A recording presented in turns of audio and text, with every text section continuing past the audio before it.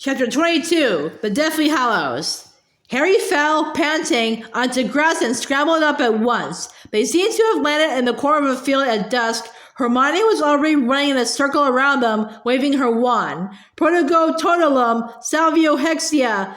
That treacherous old bleeder, Ron panted, emerging from beneath the invisibility cloak and throwing it to Harry. Hermione, you're a genius, a total genius. I can't believe we got out of that.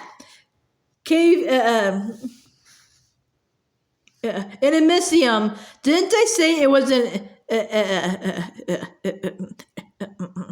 irrumpent horn? Didn't I tell him? And now his house has been blown apart. Serves him right, said Ron, examining his torn jeans and the cuts to his legs. What do you reckon they'll do to him? Oh, I hope they don't kill him, groaned Hermione. That's why I wanted the Death Eater to get a glimpse of Harry before he left, so they knew Xenophilius hadn't been lying. Why hide me, though? Asked Ron. You're supposed to be in bed with Spetter, great Ron. They've kidnapped Luna because her father supported Harry. What would happen to your family if they knew you're with him? But what about your mom and dad? They're in Australia, said Hermione. They should be all right. They don't know anything. You're a genius, Ron repeated, looking odd. Yeah, you are, Hermione, agreed Harry fervently. I don't know what we'd do without you. She beamed, but became solemn at once. What about Luna? Well, if they're telling the truth and she's still alive, began Ron. Don't say that, don't say it, squealed Hermione. She must be alive, she must. Then she'll be in Azkaban, I expect, said Ron. Whether she survives the place, though, loads don't. She will, said Harry. He could not bear to contemplate the alternative. She's tough, Luna, much tougher than you think. She's probably teaching all the inmates about Raxbirds and Nargles. I hope you're right, said Hermione. She passed a hand over her eyes. I feel so sorry for Xenophilius if he hadn't just tried to sell us to the Death Eaters. Yeah, said Ron. They put up the tent and retreated inside it, where Ron made them tea. After their narrow escape, the chilly, musty old place felt like home, safe, familiar, and friendly. Oh, why did we go there? Groaned Hermione after a few minutes' silence. Harry, you were right. It was Godric's Hollow all over again, a complete waste of time. The Deathly Hallows, such rubbish. Although actually, a sudden thought seemed to have struck her. He might have made it all up, mightn't he? He probably doesn't believe in the Deathly Hallows at all. He just wanted to keep us talking until Death Eaters arrived. I don't think so, said Ron. It's a darn sight harder making stuff up when you're under stress than you think. I found that out when the Snatchers caught me. It was much easier pretending to be Stan because I knew a bit about him than inventing a whole new person. Old Lovegood was under loads of pressure, trying to make sure we stayed put. I reckon he told us the truth, or what he thinks is the truth, just to keep us talking. Well, I don't suppose it matters, sighed Hermione. Even if he was being honest, I never heard such a lot of nonsense in all my life. Hang on, though, said Ron. The Chamber of Secrets was supposed to be a myth, wasn't it? But the Deathly Hallows can't exist, Ron. You keep saying that, but one of them can, said Ron. Harry's invisibility cloak. The tale of the three brothers is a story, said Hermione firmly. A story about how humans are frightened of death. If surviving was as simple as hiding under the invisibility cloak, we'd have everything we need already. I don't know. We could do with an unbeatable wand, said Harry, turning the blackthorn wand he's so disliked over in his fingers. There's no such thing, Harry. You said there have been loads of wands, the death stick and whatever they were called. All right, if you want to kid yourself the Elder Wand's real, what about the Resurrection Stone? Her fingers sketched quotation marks around the name, and her tone dripped sarcasm. No magic can raise the dead, and that's that.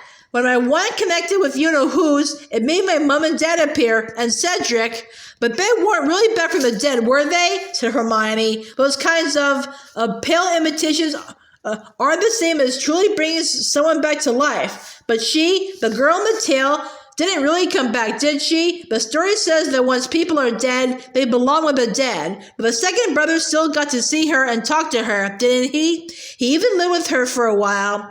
He saw concern in something less easily definable in Hermione's expression. Then as she glanced at Ron, Harry realized that it was fear. He had scared her with his talk of living with dead people. "So the Peveril bloke who's buried in Godric's Hollow," he said hastily, trying to sound robustly sane. "You don't know anything about him then?" "No," she replied, looking relieved at the change of subject. "I looked him up after I saw the mark on his grave. If he'd been anyone famous or done anything important, I'm sure he'd be in one of our books. The only place I managed to find the name Peveril is Nature's Nobility, a wizarding genealogy. I borrowed it from Creature," she explained as Ron raised his eyebrows. It listed pureblood families that are now extinct in the male line. Apparently, the Peverils were one of the earliest families to vanish. "Extinct in the male line?" repeated Ron. "It means the names died out," said Hermione, "centuries ago. In the case of the Peverils. They could still have descendants, though. They'd just be called something different." And then it came to Harry in one shining piece, the memory that had stirred at the sound of the name Peveril, a filthy old man brandishing an ugly ring in the face of a ministry official, and he cried aloud, "Marvolo Gaunt!" "Sorry?" said Ron and Hermione together. Marvolo Gaunt, you know who his grandfather, in the Pensieve, with Dumbledore. Marvolo Gaunt said he was descended from the Peverils." Ron and Hermione looked bewildered. The ring that became the Horcrux, Marvolo Gaunt said it had the Peveril coat of arms on it. I saw him waving it in the blow from the ministry's face. He nearly shoved it up his nose. "The Peveril coat of arms?" said Hermione sharply. "Could you see what it looked like?" "Not really," said Harry, trying to remember. "There was nothing fancy on there, as far as I could see. Maybe a few scratches. I only ever saw it really close up after it had been cracked open." Harry saw Hermione's comprehension in the sudden widening of her eyes. Ron was looking from one to the other, astonished. "Blimey! You reckon it was the sign again? The sign of the Hallows?" "Why not?" said Harry excitedly. "Marvolo Gaunt was an ignorant old git who lived like a pig. All he cared about was his ancestry. If that ring had been passed down through the centuries, he might not have known what it really was. There were no books in that house, and trust me, he wasn't the type to read fairy tales to his kids. He'd have loved to think the scratches in the stone were a coat of arms, because as far as he was concerned, having pure blood made you practically royal." "Yes, and that's all very interesting," said Hermione cautiously. "But Harry, if you're thinking what I think you think, well, why not? Why not?" said Harry, abandoning caution. "It was a stone, wasn't it?" He looked at Ron for support. "What if it was the resurrection stone?"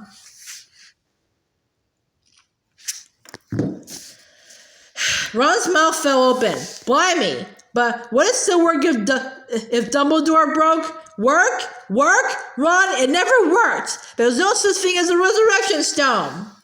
Hermione had leapt to her feet, looking exasperated and angry. "Harry, you're trying to fit everything into the Hallows story." "Fit everything in?"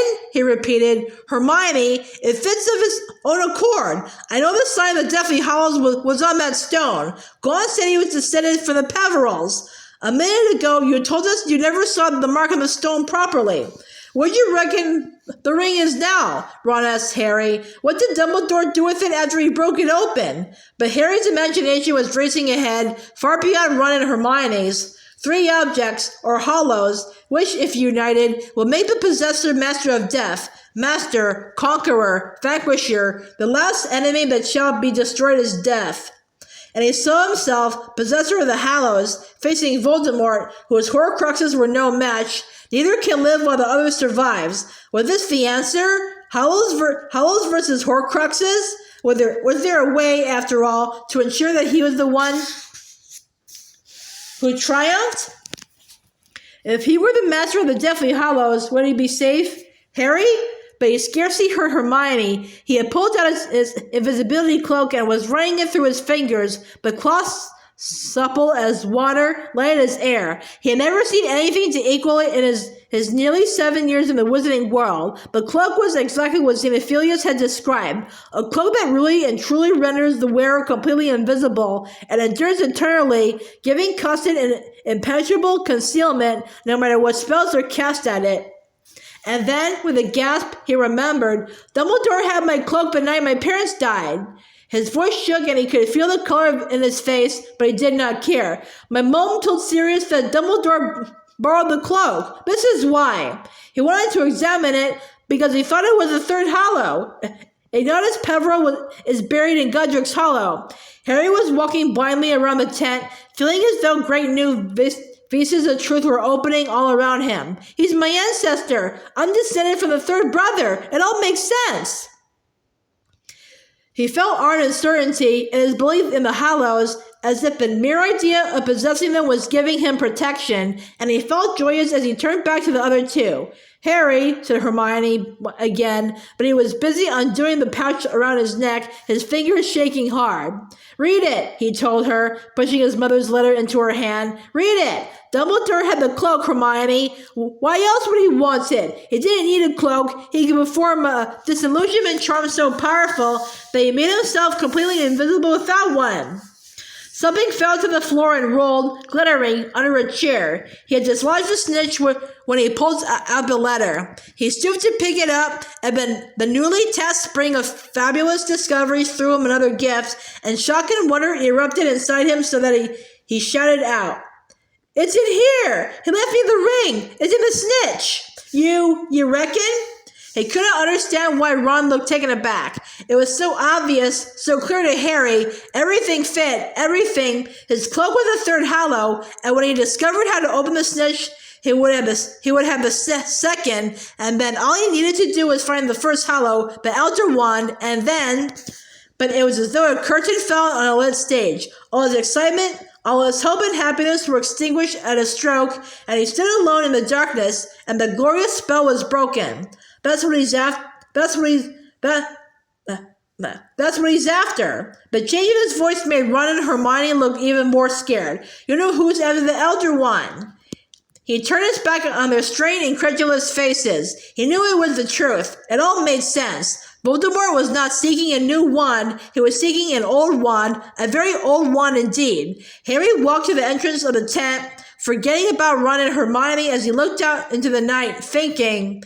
Voldemort had been raised in a Muggle orphanage. Nobody could have told him the tales of Beedle the Bard when he was a child, any more than Harry had heard them. Hardly any wizards believed in the Deathly Hallows. Was it likely that Voldemort knew about them? Harry gazed into the darkness. If Voldemort had known about the Deathly Hallows, surely he would have sought them, done anything to possess them, 3 objects that made the possessor master of death. If he had known about the Deathly Hallows, he might not have needed Horcruxes in the first place. Did the simple fact that he had taken a Hallow and turned it into a Horcrux demonstrate that he did not know this last great wizarding secret? Which meant that Voldemort sought the Elder Wand without realizing its full power, without understanding that it was one of 3, for the one was the Hallow that could not be hidden, whose existence was best known. The bloody trail of the Elder Wand is splattered across the pages of wizarding history. Harry watched the cloudy sky, curves of smoke gray and silver sliding over the face of the white moon. He felt lightheaded with amazement at his discoveries. He turned back into the tent. It was a shock to see Ron and Hermione standing exactly where he had left them, Hermione still holding Lily's letter. Ron at her side looking slightly anxious. Didn't they realize how far they had traveled in the last few minutes? This is it, Harry said, trying to bring them inside the glow of his own astonished certainty. This explains everything. The Deathly Hallows are real, and I've got one, maybe 2. He held up a snitch. And you know who's chasing the third, but he doesn't realize. He just thinks it's a powerful one. Harry, said Hermione, moving across him and handing him back Lily's letter. I'm sorry, but I think you've got this wrong, all wrong. But don't you see? It all fits. No, it doesn't, she said. It doesn't, Harry. You're just getting carried away. Please, she said as he started to speak, please just answer me this. If the Deathly Hallows really existed, and Dumbledore knew about them, knew that the person who possessed all 3 of them would be Master of Death, Harry, why wouldn't he have told you? Why? He had his answer ready. But you said it, Hermione. You've got to find out about them for yourself. It's a quest. But I only said that to try and persuade you to come to the Lovegoods. cried Hermione in exasperation. I didn't really believe it. Harry took no notice. Dumbledore usually let me find out stuff for myself. He let me try my strength, take risks. This feels like the kind of thing he'd do. Harry, this isn't a game. This isn't practice. This is the real thing, and Dumbledore left you very clear instructions. Find and destroy the Horcruxes. That symbol doesn't mean anything. Forget the Deathly Hallows. We can't afford to get sidetracked. Harry was barely listening to her. He was turning the snitch over and over in his hands, half expecting it to break open to reveal the resurrection stone. To prove to Hermione that he was right, but the Deathly Hallows were real. She appealed to Ron. You don't believe in this, do you? Harry looked up. Ron hesitated. I don't know. I mean, bits of it sort of fit together, said Ron awkwardly. But when you look at the whole thing, he took a deep breath. I think we're supposed to get rid of Horcruxes, Harry. That's what Dumbledore told us to do. Maybe we should forget about this Hallows business. Thank you, Ron, said Hermione. I'll take first watch. And she strode past Harry and sat down in the tent entrance, bringing the action to a fierce full stop. But Harry hardly slept that night. The idea of the Deathly Hallows had taken possession of him, and he could not rest while agitating thoughts whirled through his mind. The wand, the stone, and the cloak, if he could just possess them all. I opened up the clothes, but what was the clothes? Why couldn't he have the stone now? If only he had the stone, he could ask Dumbledore these questions in person, and Harry murmured words of the snitch in the darkness, trying everything, even Parseltongue, but the golden ball would not open. And the wand, the Elder Wand, where was that hidden? Where was Voldemort searching now? Harry wished his scar would burn and show him Voldemort's thoughts, because for the first time ever, he and Voldemort were united in wanting the very same thing. Hermione would not like that idea, of course, but Ben, she did not believe. Xenophilius had been right in a way, limited, narrow, closed-minded. The truth was that she was scared of the idea of the Deathly Hallows, especially the Resurrection Stone.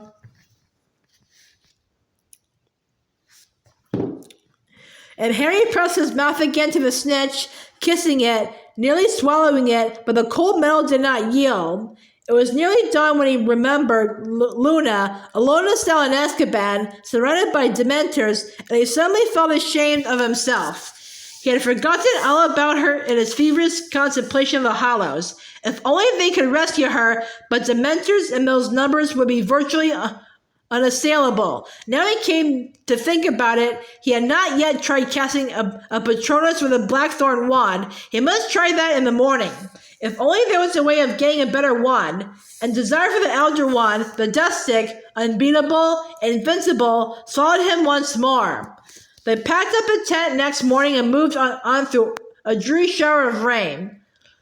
The downpour pursued them to the coast, where they pitched the tent that night and persisted through the whole week through silent landscapes that Harry found bleak and depressing. He could think only of the Deathly Hallows.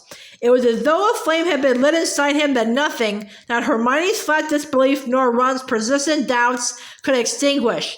And yet the fiercer the longing for the Hallows burned inside him, the less joyful it made him. He blamed Ron and Hermione. Their determined indifference was as bad as the relentless rain for damping his spirits, but neither could erode his certainty, which remained absolute. Harry's belief in and longing for the Hallows consumed him so much that he felt quite isolated from the other two and their obsession with the Horcruxes. Obsession, said Hermione in a low, feared voice, when Harry was careless enough to use the word one evening, after Hermione had told him off for his lack of interest in locating more Horcruxes. We're not the ones with an obsession, Harry. We're the ones trying to do what Dumbledore wanted us to do. But he was impervious to the veiled criticism. Dumbledore had left the sign of the Hallows for Hermione to decipher, and he had also, Harry remained convinced of it, left the resurrection stone hidden in the golden snitch.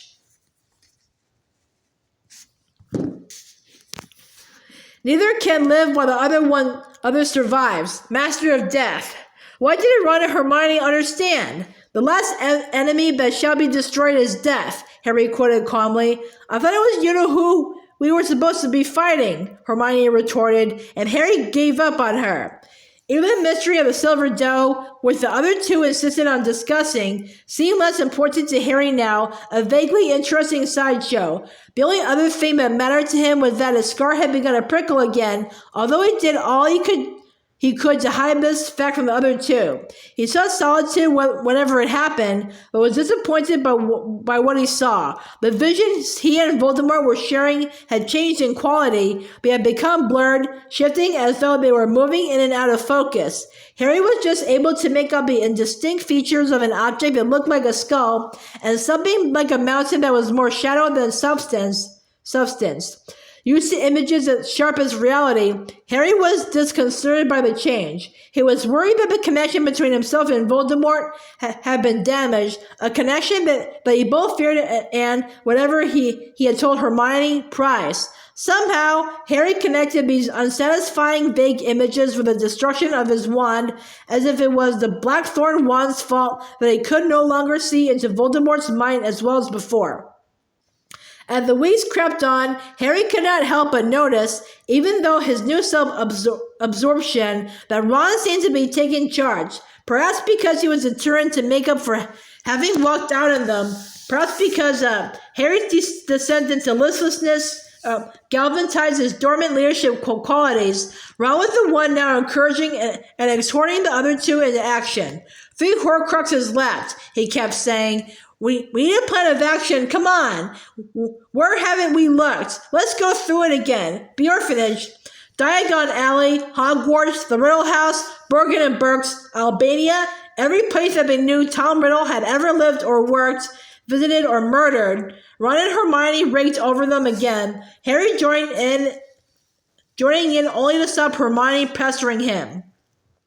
He would have been happy to sit alone in silence, trying to read Voldemort's thoughts, to find out more about the Elder Wand, but Ron insisted on journeying to ever more unlikely places simply. Harry was aware to keep them moving.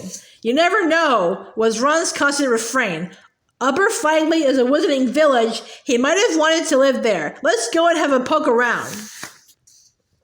These frequent forays into wizarding territory brought them within occasional sight of snatchers. Some of them are supposed to be as bad as Death Eaters, said Ron. The lot that got me were a bit pathetic, but Bill reckons some of them are really dangerous. They said on Potter Watch. On what? Said Harry. Potter Watch, didn't I tell you that that's what it was called? The program I keep trying to get on the radio. Billy wanted to tell the truth about what's going on. Nearly all the programs are following you-know-who's line, all except Potter Watch. I really want you to hear it, but it's tricky tuning in.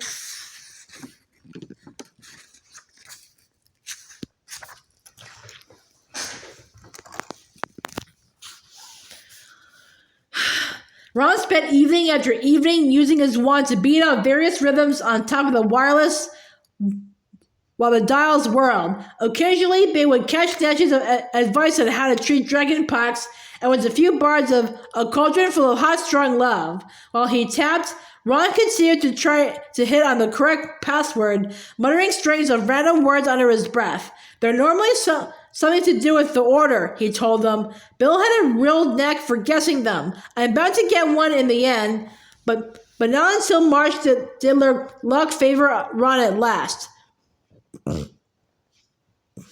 Harry was sitting in the tent entrance, on guard duty, staring idly at a clump of grape hyacinth that had forced their way through this chilly ground, when Ron shouted excitedly from inside the tent. I've got it! Password was Albus. Get in here, Harry! Roused for the first time in days from his contemplation of the Deathly Hallows, Harry hurried back inside the tent to find Ron and Hermione kneeling on the floor beside the little radio. Hermione, who had been polishing the sword of Gryffindor just for something to do, was sitting open-mouthed, staring at the tiny speaker from which a most familiar voice was issuing.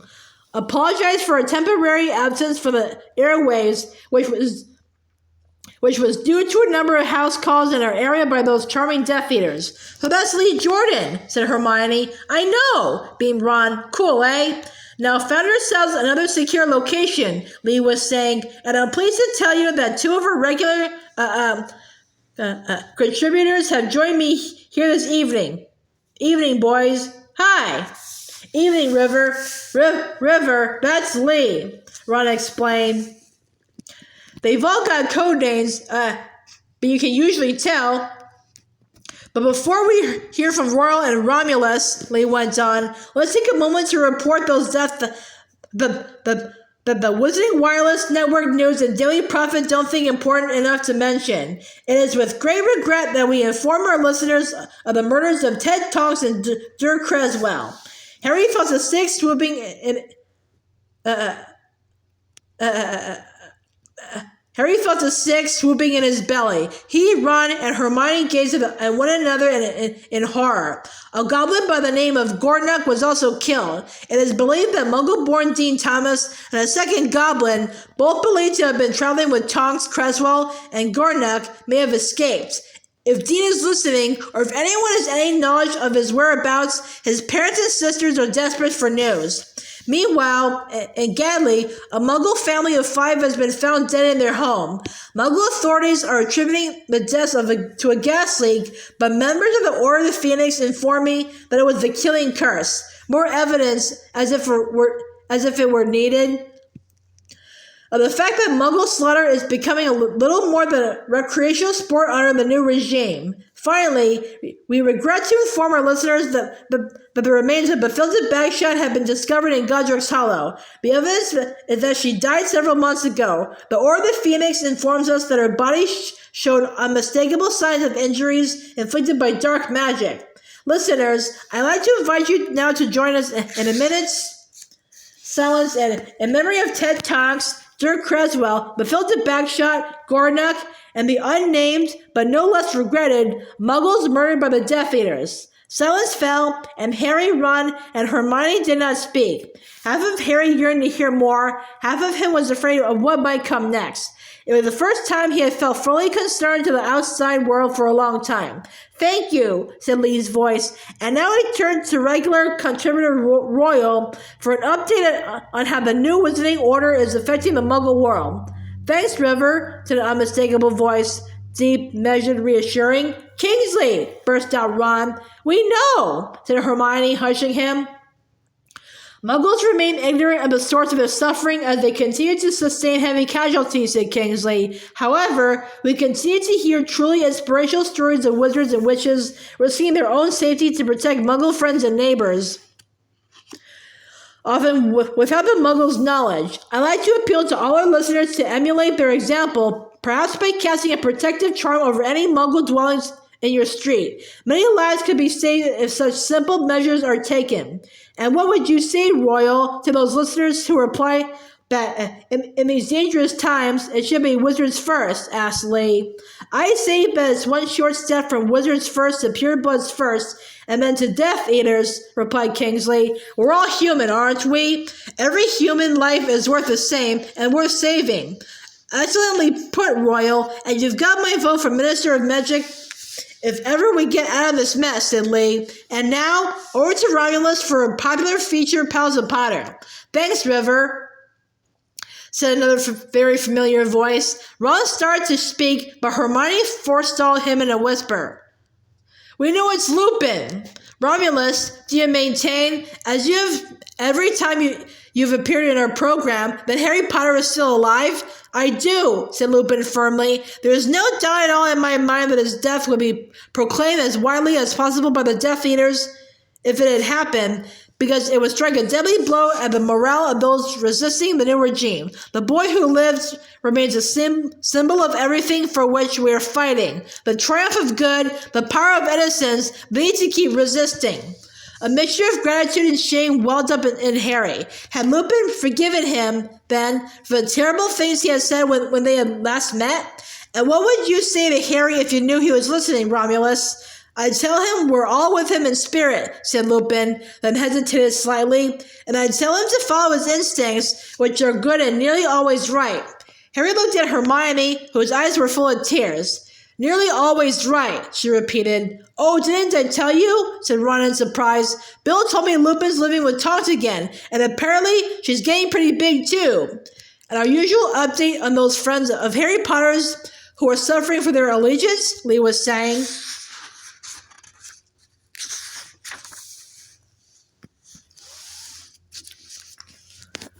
Well, as regular listeners will know, several of the more outspoken supporters of Harry Potter have now been imprisoned, including Zephyrius Lovegood, erstwhile editor of the Quibbler, said Lupin.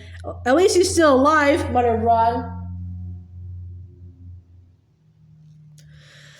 We have also heard within the last few hours that Rubeus Hagrid, all three of them gasped and so nearly missed the rest of the sentence, well-known gatekeeper at Hogwarts School, has narrowly escaped arrest within the grounds of Hogwarts, where he is rumored to have hosted a support Harry Potter party in his house.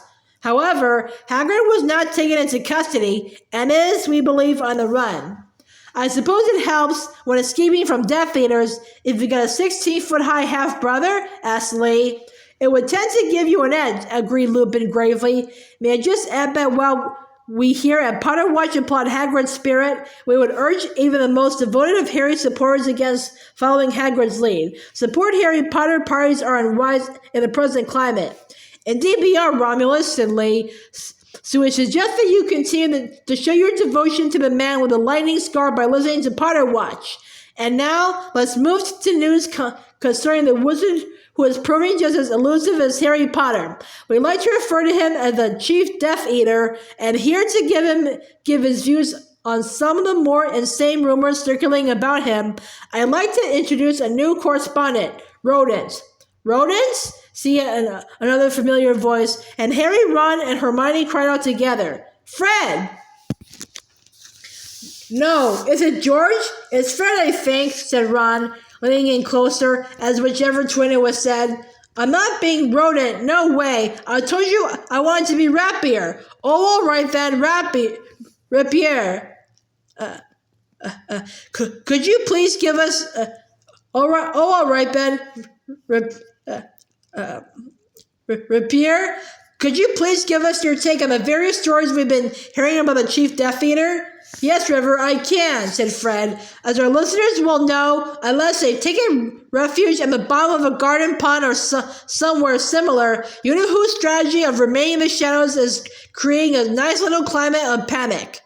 Mind you, if all the alleged sightings of him are genuine, we must have a good 19 you-know-who's running around the place. Which suits him, of course, said Kingsley. But your mystery is creating more terror than actually showing himself. Agreed, said Fred. So people, let's try to calm down a bit. Things are bad enough without inventing stuff as well. For instance, there's no idea that you-know-who can kill with a single glance from his eyes.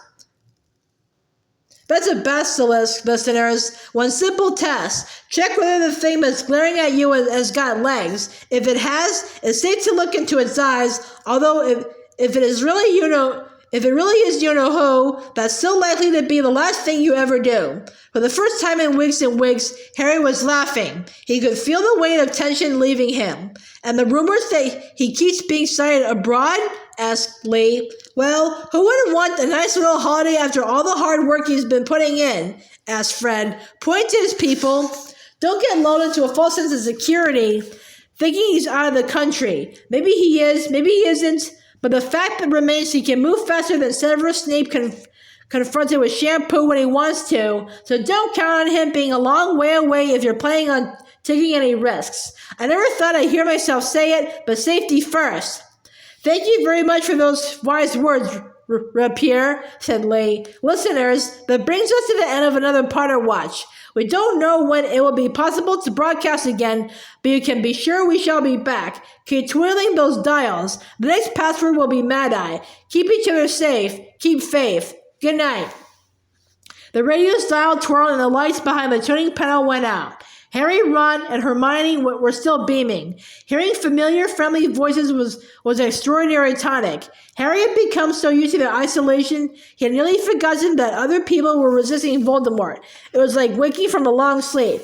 Good, eh? Said Ron happily. Brilliant, said Harry. It's so brave of them, sighed Hermione admiringly. If they were found, well, They keep on the move, don't they? Said Ron. Like us. But did you hear what Fred said? Asked Harry excitedly. Now the broadcast was over.